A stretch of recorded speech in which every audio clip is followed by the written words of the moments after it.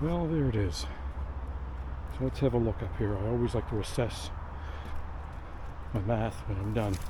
So you can see there was obviously rot in here. It was breaking apart, and the rot is on this outside. The solid wood is over towards the house. So had it become weaker and it would fall, it's going to fall towards the side of the holding wood, which is solid wood. So I couldn't make everything exactly the way I wanted because of the water, having to step down the water. But your open face notch should be 20 to 30% the diameter of the tree.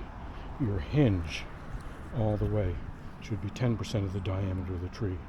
And that hinge from side to side is what holds that tree. That is the most important part of cutting.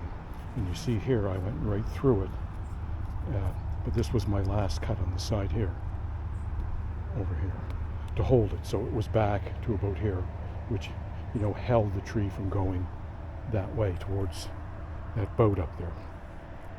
And then once I had my wedges in and could feel the wedges loosening up, then I knew the tree wasn't hammering back on me. It was loosening up. Then I could cut more of this and let it go. And I wanted it to, at the end, pull itself over against the bank to try to keep those big old limbs out of the water.